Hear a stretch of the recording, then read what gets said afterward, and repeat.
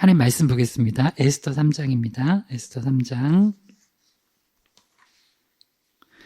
에스더 3장 1절에서 15절입니다. 에스더 3장 1절에서 15절입니다. 오늘은 에스더 3장 1절에서 6절 읽고 말씀 듣도록 하겠습니다. 에스더 3장 1절에서 6절을 같이 읽겠습니다. 시작.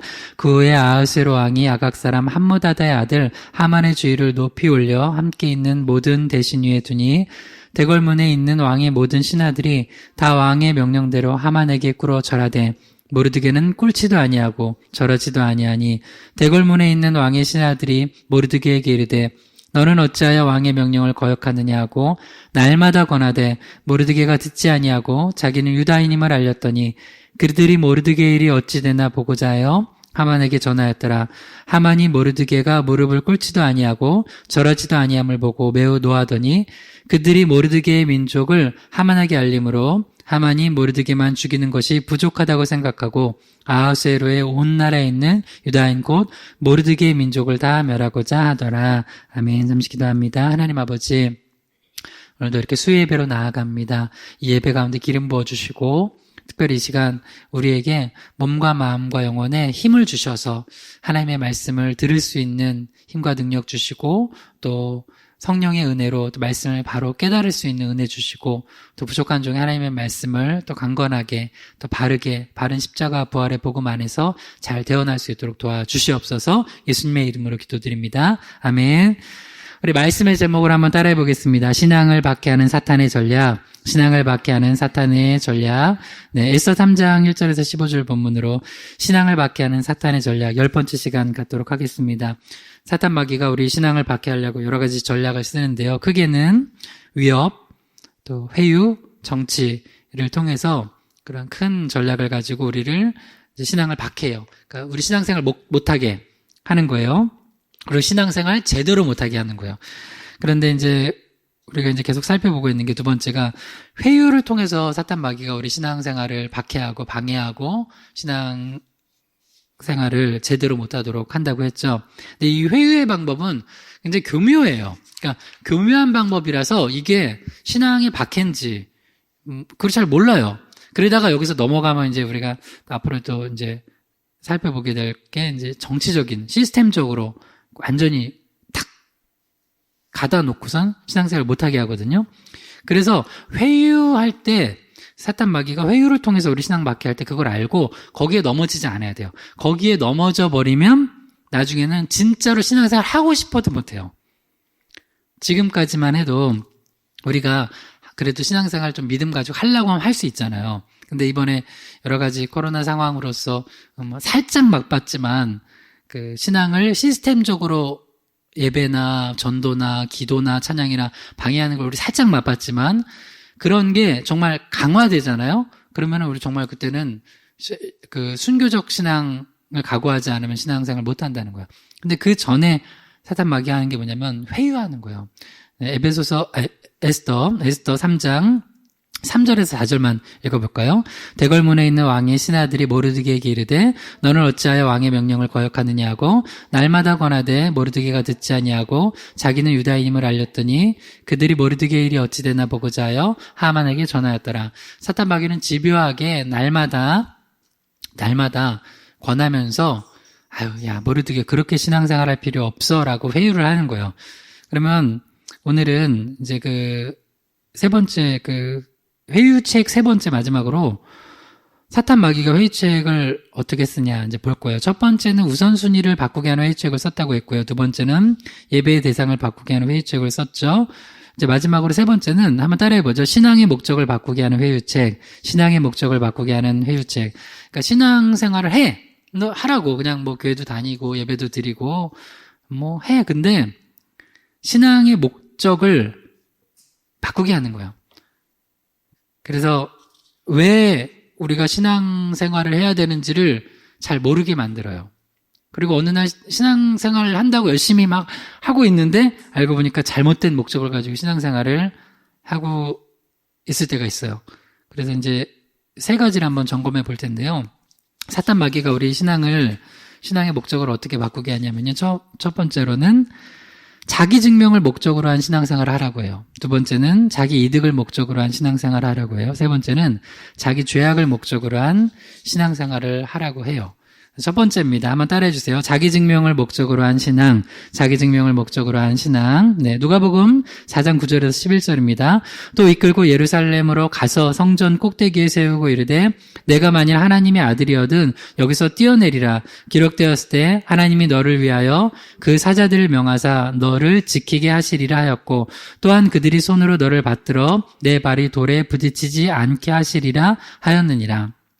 사탄 마귀가 예수님을 그 세 가지 시험할 때, 이제, 마태복음하고는 순서는 이제 조금 다를 수 있는데, 여기 누가복음 4장에는 끝으로, 세 번째로는, 예루살렘으로 가서 성전 꼭대기에 예수님을 세우고, 이렇게 시험을 하는 거예요. 네가 만약 하나님의 아들이어든 여기서 뛰어내리라는 거야. 네가 하나님의 아들인 것을 한번 증명해 보라는 거예요. 그러면서 뭘 인용하냐면, 말씀을 인용해요. 누가복음 4장 10절에 기록되었을 때, 이게 시편 91편 말씀 인용한 거죠. 기록되었을 때 하나님이 너를 위하여 그 사자들을 명하사 너를 지키게 하시리라. 그렇게 이제 말씀에 기록되어 있으니까 한번 해보라는 거예요. 또 누가복음 4장 11절에 또한 그들이 손으로 너를 받들어 내 발이 돌에 부딪히지 않게 하시리라. 이렇게 했다는 거예요. 그러니까 말씀은 맞아요. 근데 사탄 마귀가 이 말씀을 가지고 예수님을 시험을 해요. 예수님을 성전 꼭대기에 세우고 네가 하나님의 아들이면 여기서 뛰어내려서 증명해봐. 그러니까 하나님의 아들 예수님 맞는데 그거를 사탄 마귀가 증명해버려요. 뭘 가지고? 말씀을 자기가 인용하면서. 시편 91편 11절에서 12절 읽어봐요. 그가 너를 위하여 그의 천사들을 명령하사 내 모든 길에서 너를 지키게 하심이라. 그들을 손으로 너를 붙들어 발이 돌에 부딪히지 아니하게 하리로다. 시편 91편 11절에서 12절을 누가 인용했어요? 사탄 마귀가. 그래서 이 말씀을 인용해서 누구를 시험해요? 예수님을 시험해요. 자, 그럼 여기서 퀴즈. 말씀을 전한다고 다 말씀인가요? 좀 너무 어려운 질문이요? 아니죠. 네, 말씀을 전한다고 다 말씀이 아니에요. 웃는 게 아닌 것처럼. 말씀을 가지고 성경책을 들고 펴서 말씀을 전하는데 그게 말씀이 아닐 수 있다고요. 그러니까 여러분, 사탄 마귀가 지금 시편 91편 11절에서 12절 말씀을 가지고 예수님을 시험해서 예수님을 넘어뜨리려고 하는 거예요. 그래서 여러분 요새 같은 때 진짜 여러분이 이 말씀이 정말 난무하는 시대에 정말 영적으로 분별력이 있어야 돼요. 특히 여러분 유튜브 같은 데서 말씀 듣죠? 우리도 말씀 유튜브로 이제 올라가니까. 근데 정말 정신 차리고 끼어서 말씀을 분별하여서 듣기를 주님의 이름으로 부탁드립니다. 할렐루야. 그래서 말씀을 들을 때 기도하고 들으셔야 돼요. 그냥 들으면 안 돼요. 왜냐면 사탄 마귀는 지금 시편 91편 11절에서 12절을 인용해서 감히 예수님을 시험해서 넘어뜨리려고 했어요.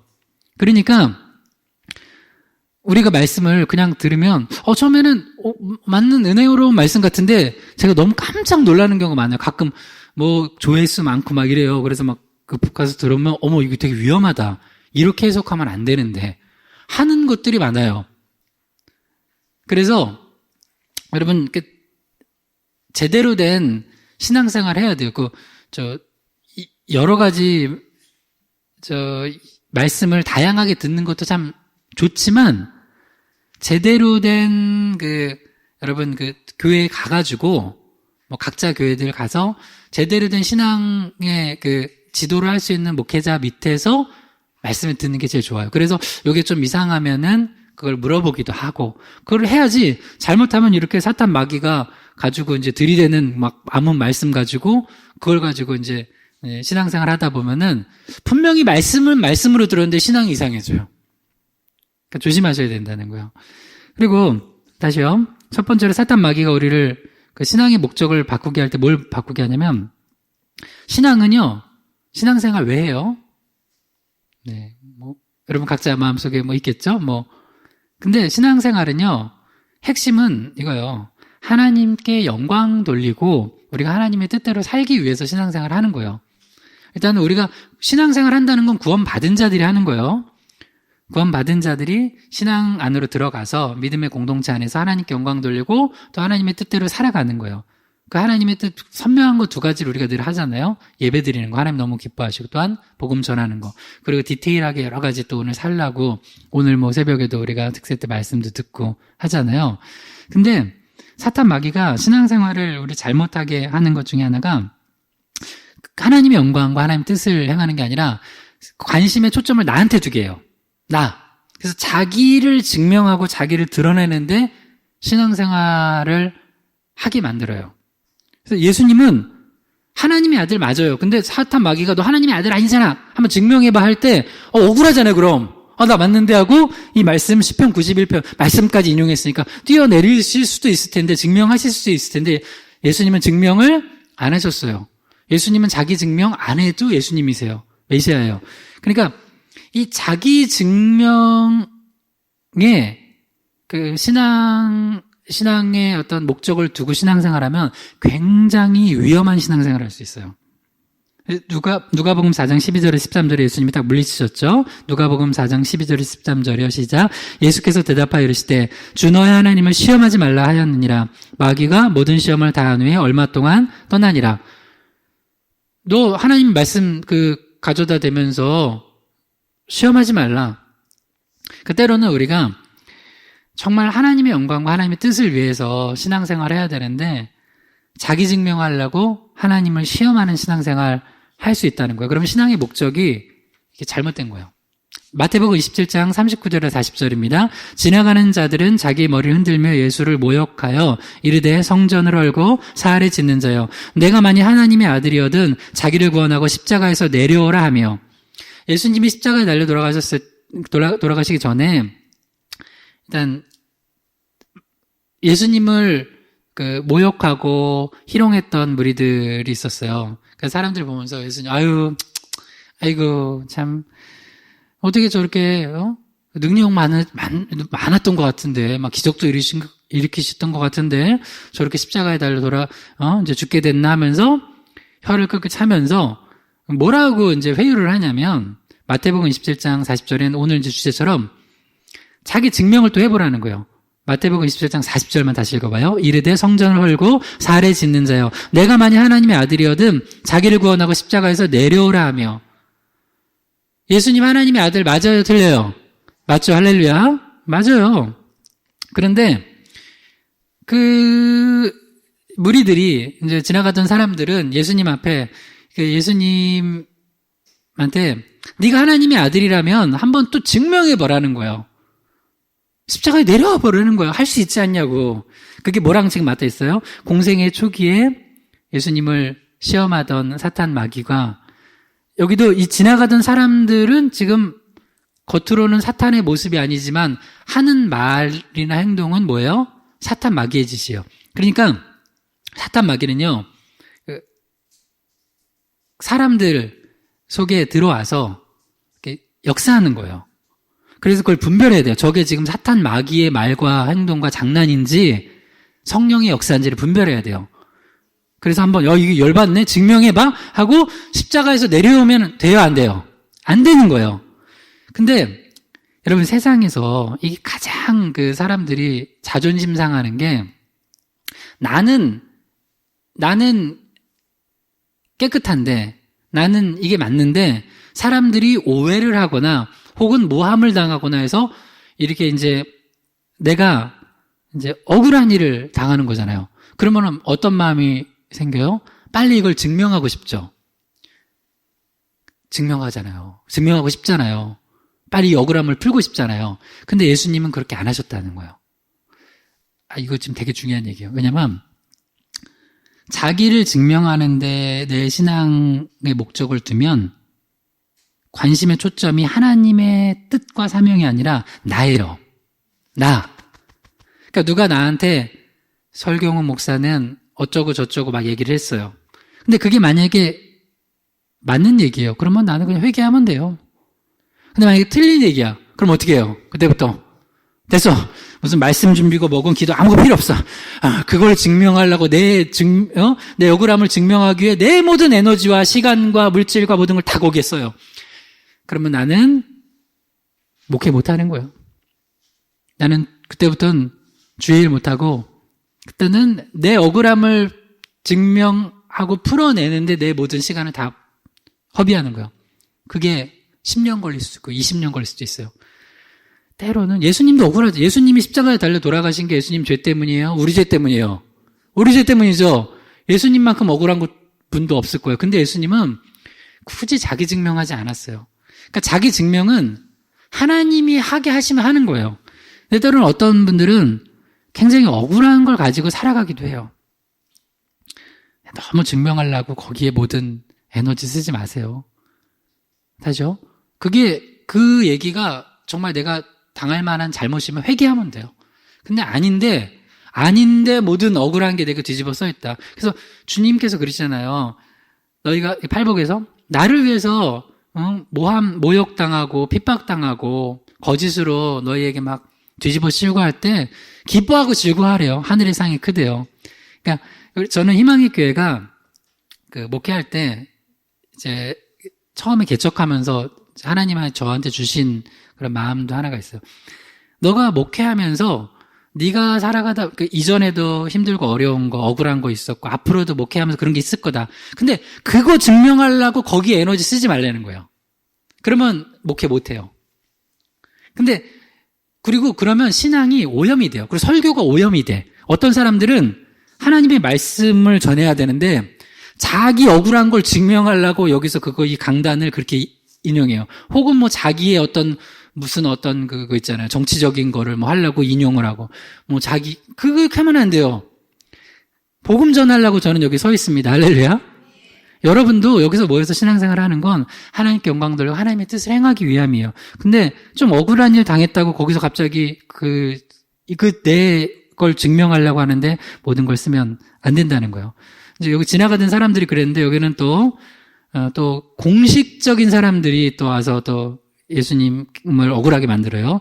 마태복음 27장 41절에서 42절이요. 그와 같이 대제사장들도 서기관들과 장로들과 함께 희롱하여 이르되 그가 남은 구원하였을 때 자기는 구원할 수 없도다.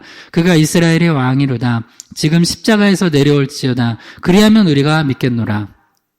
계속 사탄 마귀 짓을 이번엔 또 대제사장, 서기관과 장로들. 이 사람들은 종교 지도자 아니에요. 그러니까 공식적으로 권위를 부여받은 사람들이 예수님 앞에 그렇게 또 얘기를 해요.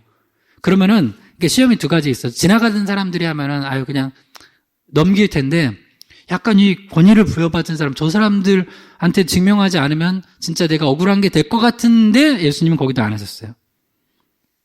그냥 예수님 묵묵히 십자가를 지시고 우리를 구원하셨어요. 그래서 우리가 구원받았습니다. 할렐루야. 그래서 우리가 가져야 될 영성 중에 가장 중요한 게 하나가 뭐냐면 우리 예수님이 다 제자잖아요. 예수님의 제자들은 자기 증명하는데 모든 에너지 쓰는 거 아니에요.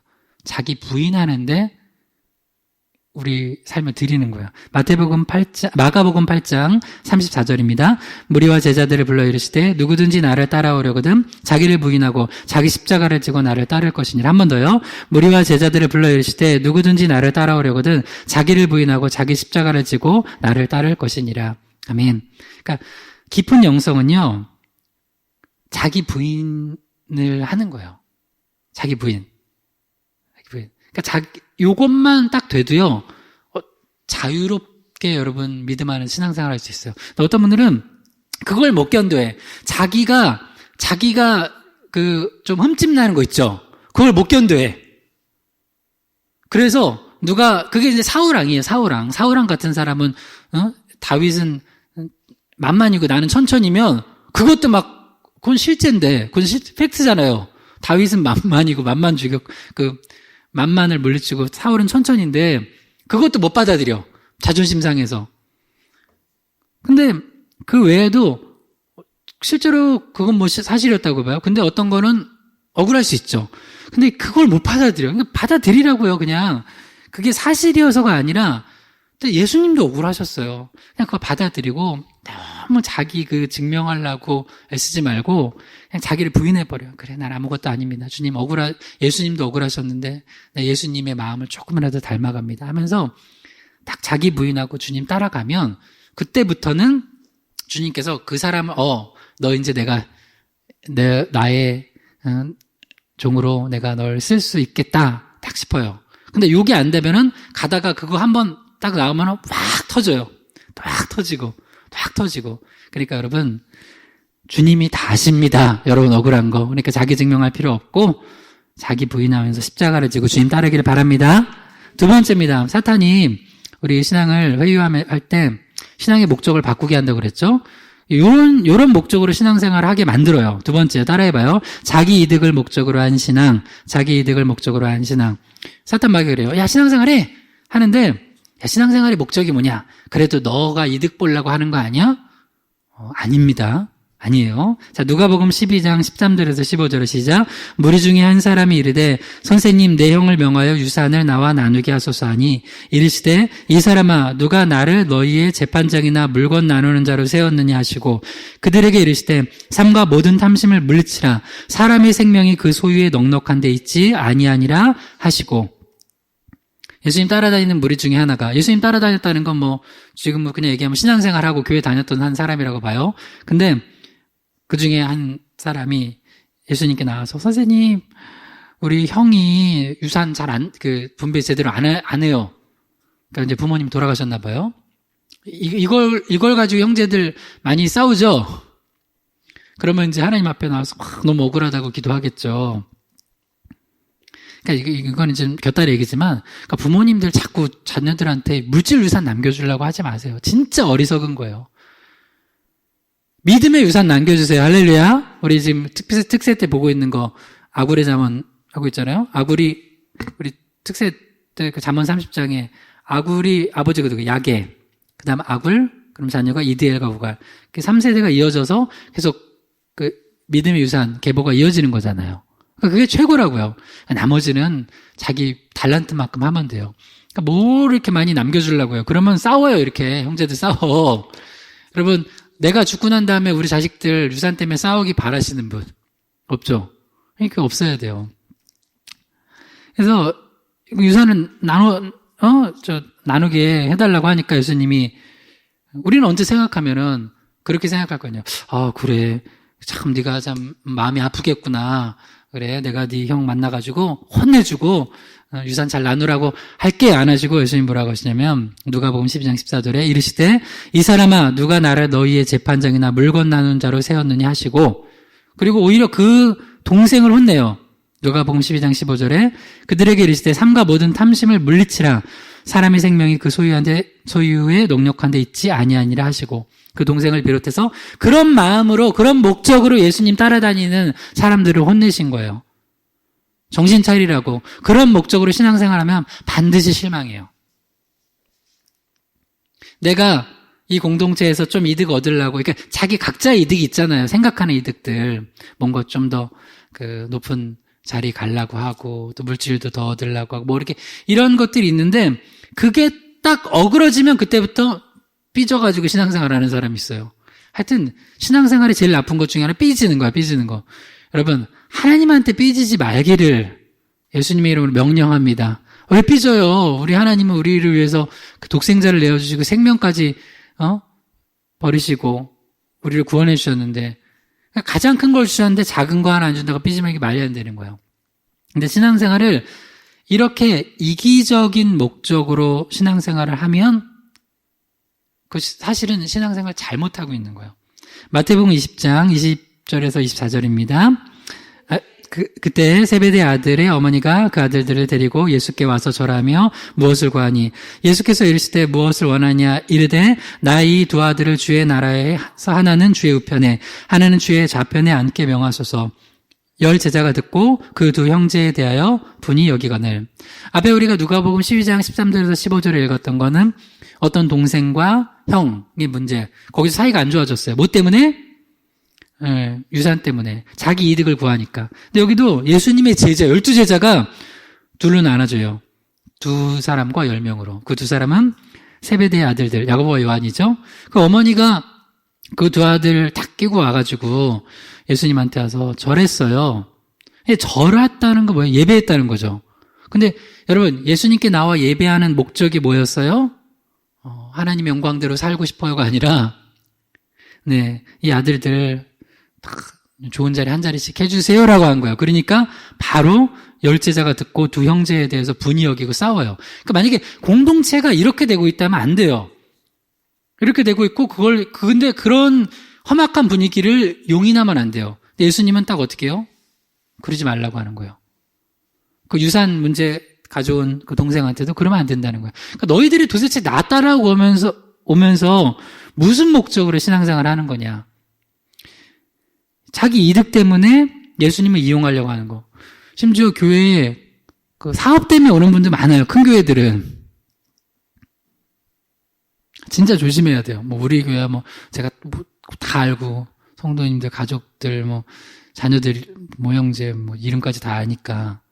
근데 좀 큰 교회들은 이제 무슨 목적으로 와서 이렇게 앉아서 저 사람들이 있는지 모를 정도의 한 사람도 있어요. 근데 그러면 안 돼요. 그러니까 목적이 우리 신앙은 이득 가지고 신앙생활 하는 거 아니에요. 이미 우리는 예수님 안에서 모든 걸 가진 자예요. 얻었어요. 생명을 얻었어요. 그러면 영원한 생명을 얻었으면 그 다음에는 정말 내가 하나님의 뜻과 그분의 영광이 무엇인지를 깨닫고 알고 그 뜻대로 살아가고자 그 목적을 가져야 돼요. 그러면 주님께서 때로는 필요하면 물질도 더하시고 자리도 더하시고 권세도 더하시고 하는 거예요. 또 그게 필요 없으면 사도 바울처럼 내 은혜가 내게 족하도다. 됐다. 너는 그냥 그 아픈 채로 살아라. 그러면 사도 바울은 또 아멘 하는 거예요. 사도 바울이 이거 안 고쳐준다고 삐져가지고 나 이제 사도 안 할래요. 나 이제 선교 안 할래요. 그랬어요? 안 그랬죠? 근데 신앙생활 오래 한 분들도 이런 분들 많아요. 뭐 하나 자기 이득에 딱 안 맞는 게 딱 걸렸어요. 당장에 뭐냐면 예배를 안 나와. 또 하나, 좀 이렇게 어려운 것도 아니야. 이거 좀 하세요. 이렇게 주의 일을 같이 합시다. 그러면은, 안 한다고 그냥.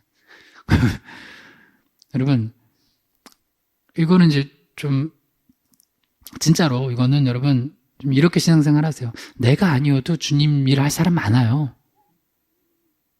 주님 에베소 교회한테 뭐래요? 너희 촛대 옮기겠다고 네 교회 아니어도 쓸 교회 많아요. 근데 우리 하나님 우리 사용하시는 거예요. 겸손하게 하나님 앞에 쓰임받는 거 감사하면서 쓰임받기를 바랍니다. 마태복음 20장 25절에서 26절이요.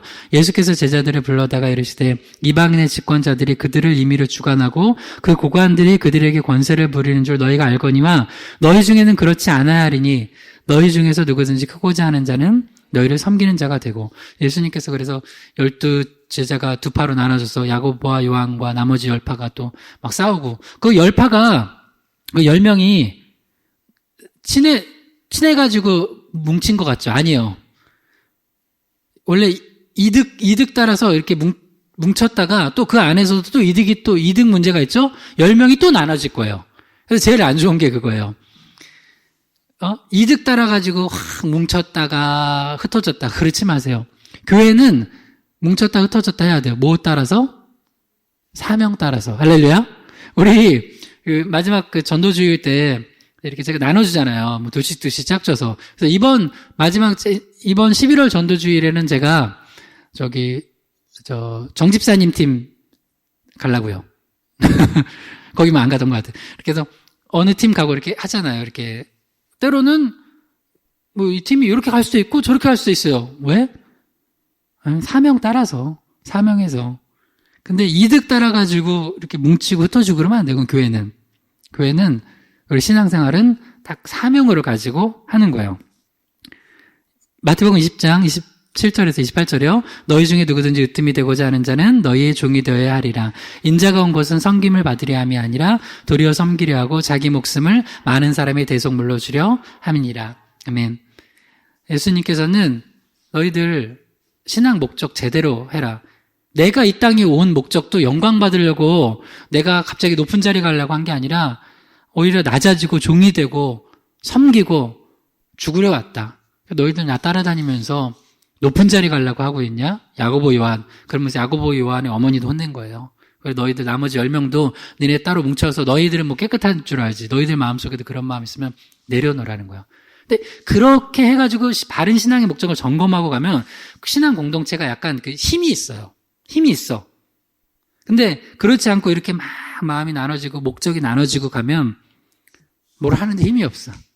다 각자 딴 마음을 품고 있어요. 동상이몽이에요. 그 말 그대로요.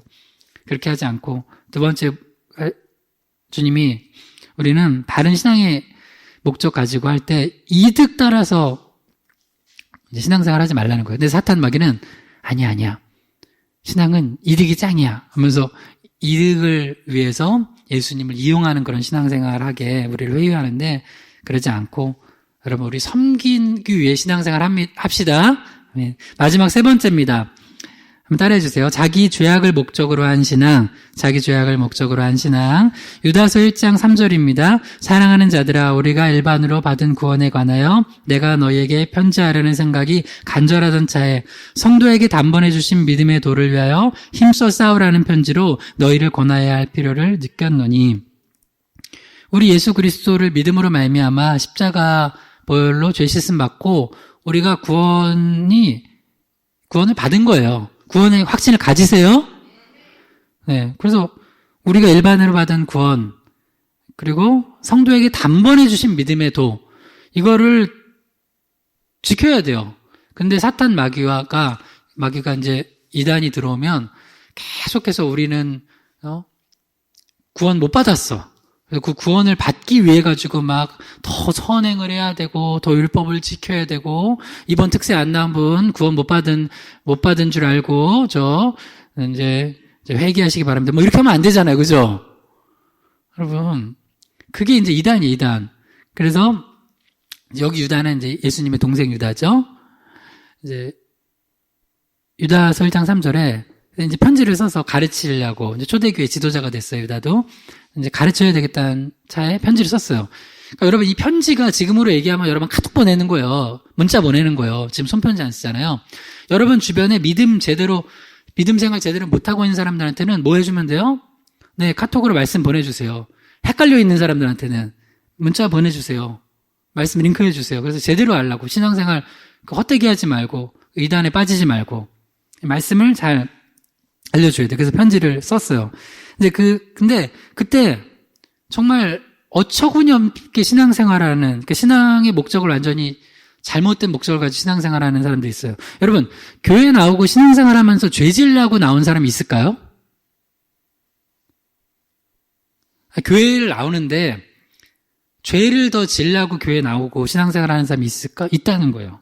유다서 1장 4절의 시작. 이는 가만히 들어온 사람 몇이 있음이라. 그들은 옛적부터 이 판결을 받기로 미리 기록된 자니 경건하지 아니하여 우리 하나님의 은혜를 도리어 방탕한 것으로 바꾸고 홀로 하나이신 주제 곧 우리 주 예수 그리스도를 부인하는 자니라. 놀랍죠? 신앙생활 하는데 하나님의 은혜를 도리어 방탕한 것으로 바꾸는, 그러면서 교회 공동체에 들어와 가지고 신앙 공동체 안에서 신앙생활하는 사람들이 있다는 거예요. 그래서 신앙생활은요, 여러분, 신앙생활은 하나님의 뜻 가운데 거룩을 목적으로 해야 돼요. 근데 신앙생활이 이거 이제 초대교회 영지주의인데 지금도 영지주의적 신앙생활을 하는 게 뭐냐면 그게 율법 폐기론이거든요.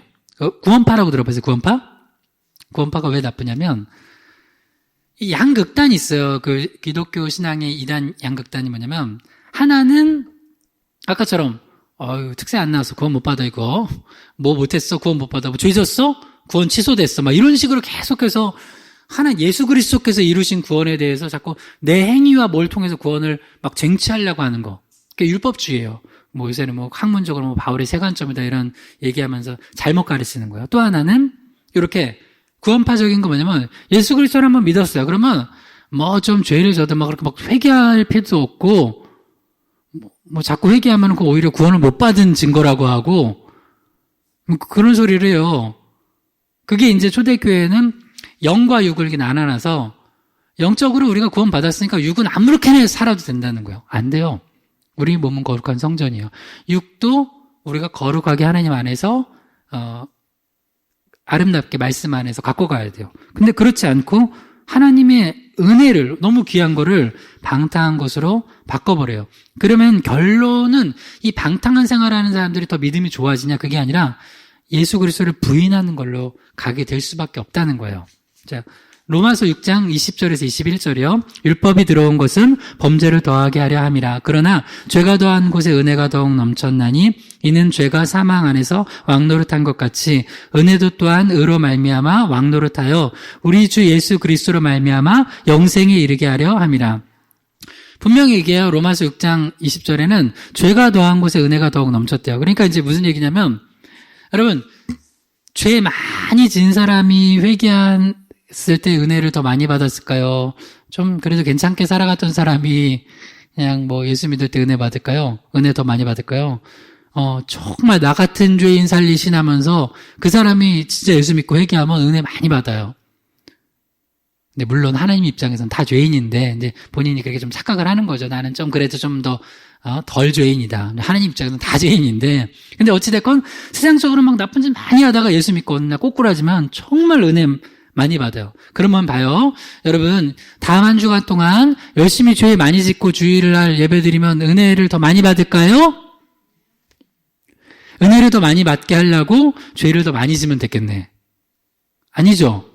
그런 식으로 신앙생활하는 이상한 사람들이 있다는 거예요. 로마서 6장 1절에서 3절 시작. 그런즉 우리가 무슨 말을 하리요? 은혜를 더하게 하려고 죄에 거하겠느냐? 그럴 수 없느니라. 죄에 대하여 죽은 우리가 어찌 그 가운데 더 살리요?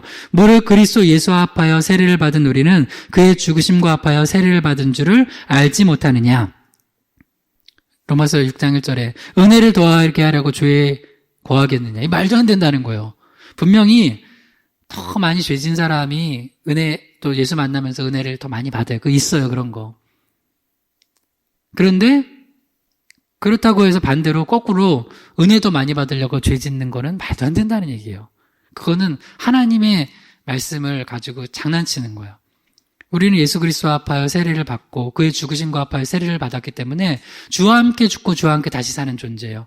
그래서 우리들은 항상 예수 그리스도 안에서, 더 거룩하게 살면서 그 안에서 은혜를 누리고 살아가야 되는 거예요. 마지막으로 이 말씀 읽고 우리 한번 기도합시다. 로마서 6장 12절에서 14절의 시작.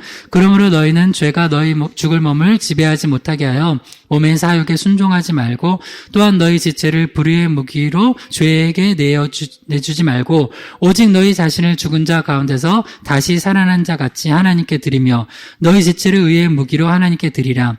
죄가 너희를 주장하지 못하리니 이는 너희가 법 아래 있지 아니하고 의뢰 아래 있음이라. 오히려 예수 그리스도를 믿고 은혜 아래 있는 우리들이 더욱더 죄에 우리가 끌려서 사는 게 아니라 죄가 우리를 주장하지 못하게 하고 주의 은혜가, 주님의 말씀이 우리를, 주의 성령이 주장하도록 우리 삶을 내어드리는 거예요. 그런 목적으로 신앙생활을 해야 된다는 거예요. 그래서 세 가지를 얘기했어요. 사탄 마귀가 우리 신앙의 목적을 이렇게 바꾼다고 했어요. 첫 번째는 자기 증명하라고. 너 억울한 거 있지? 그 증명 안에 다 써! 모든 시간과 에너지와 물질을.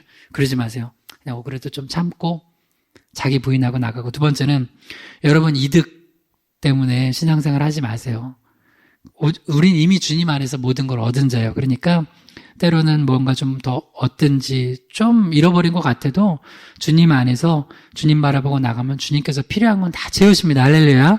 마지막으로 신앙의 목적이 이 거룩이어야지 죄악된 것에 더 거하면 안 된다는 거예요. 우리가 이걸 놓고 바른 신앙의 목적을 가지고 신앙생활을 하게 해달라고 주여 한 번으로 기도합니다. 주여 하나님 아버지, 우리 신앙의 목적을 점검해 봅니다. 사탄 마귀는 우리에게 다른 목적 가지고 신앙생활하게 만듭니다. 그렇게 그 회유책에 넘어가지 않게 하시고 우리가 우리를 위해 모든 것 내어주신 주님 바라보면서 정말 자기 십자가를 지고 정말 나를 부인하고 주님 따라가며 더욱더 거룩하고 아름답게 주님께 영광 돌리며 살아가는 신앙 되게 하여 주시옵소서. 예수님의 이름으로 기도드립니다. 아멘.